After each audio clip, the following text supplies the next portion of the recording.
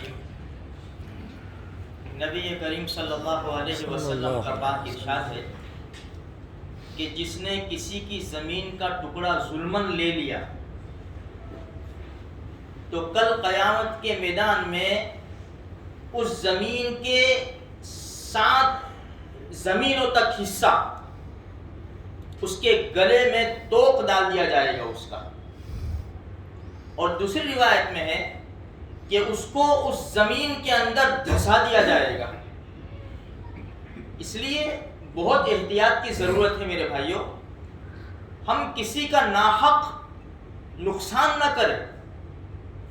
آج کل اس کو کوئی گناہ نہیں سمجھتا، اور خصوصاً جو بیچارے کمزور لوگ ہیں جن کو اتنی زیادہ معلومات نہیں، جن کی زیادہ پہنچ نہیں، تو ان کے اوپر ظلم کیا جاتا ہے۔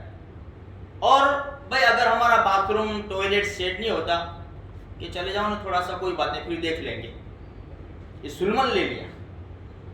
اس لیے ہمیں ایسا نہیں کرنا چاہیے۔ جو ہمارا زمین کا ٹکڑا، آج ہم مکان کب بناتے ہیں؟ 40 سال 50 سال 60 سال کی عمر ہو جاتے ہیں پھر ہم بلڈنگ بناتے ہیں۔ اگر ہم نے ایسا گناہ کا کام کیا، وہ ٹکڑا لے لیا، چھوٹی سی جگہ کسی کی لے لی، ہم نے پڑوسی کی لے لی جگہ، ہم نے اب 50-60 سال کی عمر میں تو ہم بلڈنگ بناتے ہیں، ہم استعمال کتنا کریں گے؟ 10-15-20 سال مر جائیں گے۔ اب اولاد ہماری استعمال کرے گی اور ہم قبر کے اندر سزا بھگتیں گے، آخرت کے اندر ہماری پکڑ ہو جائے گی۔ اس لیے غریبوں کو حیران نہ کرو میرے بھائیو۔ اسی طرح میں ایک پیغام یہ دینا چاہتا ہوں بلڈر لائن۔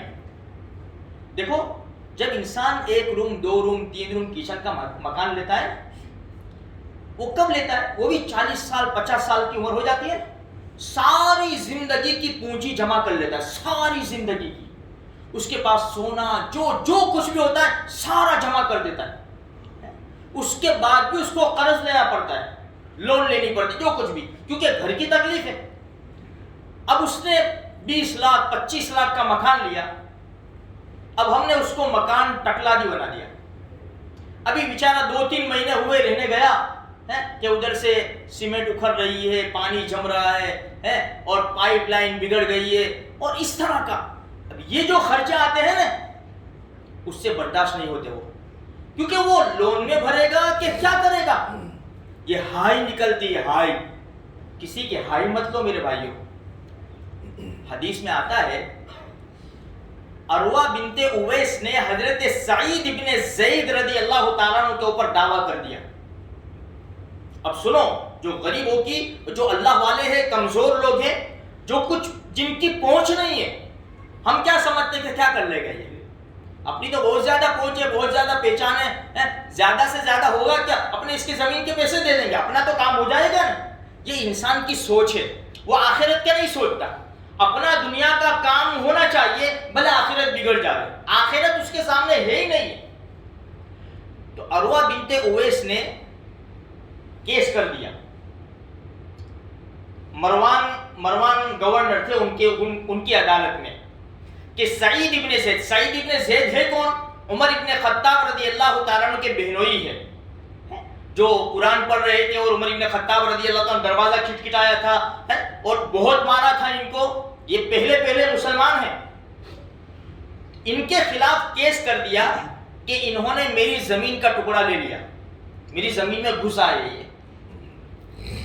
تو ان کو بلا لیا، پہلے آدمی کو تحقیق کرنے بھیجے، 2-3 آدمی کو، پھر ان کو بلایا تو ایک ٹھنڈی آہ بھری اور کہا مروان سے کہ نبی کریم صلی اللہ علیہ وسلم کا پاک ارشاد ہے کہ جس نے 1 بالش زمین کا ٹکڑا اگر کسی کا لے لیا